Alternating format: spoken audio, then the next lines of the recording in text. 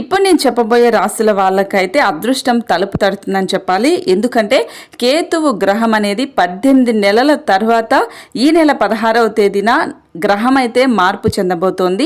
దీనివల్ల అయితే కొన్ని రాశులకి జీవితమే మారబోతోంది. వాటిలో ముఖ్యంగా సింహరాశి వాళ్ళకైతే న్యాయ సంబంధిత వివాదాలు కొంతకాలం నుంచి నడుస్తూ ఉన్నాయి. ఈ సమయంలో వాటిల్లో తీర్పు అనేది వీళ్ళకి అనుకూలంగా వస్తుంది. ఆరోగ్యపరంగా కొన్ని సమస్యలు ఉన్నప్పటికీ అవన్నీ క్రమేపా తగ్గుతాయి.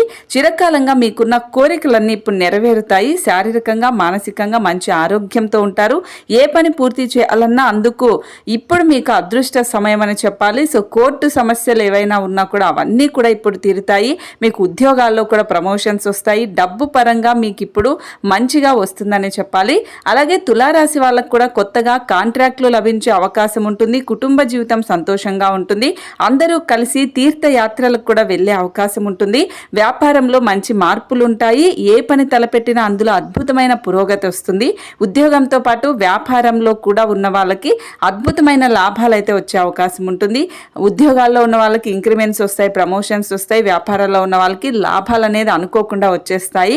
కొత్తగా కాంట్రాక్ట్లు ఏవైనా కూడా వచ్చే అవకాశం ఉంటుంది గవర్నమెంట్ తరపున. అలాగే కుటుంబ జీవితం, ఉద్యోగ జీవితం రెండూ కూడా ఇప్పుడు వీళ్ళకి అద్భుతంగా ఉంటాయనే చెప్పాలి.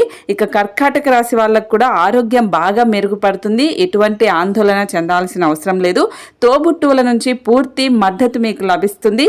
గతంలో మొదలై నిలిచిపోయిన పెండింగ్ పనులన్నింటినీ ఈ సమయంలో పూర్తి చేస్తారు. ప్రత్యర్థుల నుంచి ఎదురయ్యే సమస్యలను కూడా తగ్గిపోయేలాగా చేస్తారు. జీవితంలో మంచి విజయం అందుకుంటారు. ఎంత కష్టపడితే అంత ఫలితాన్ని మీరు అందుకుంటారు. డబ్బులు పెట్టుబడి పెట్టే సమయంలో పెద్దల సలహా అయితే తప్పకుండా తీసుకోండి. లేదంటే భవిష్యత్తులో మీరు అప్పుల పాలయ్యే అవకాశం ఉంటుంది. కానీ కర్కాటక రాశి వాళ్ళకైతే అంతా బాగుంటుంది.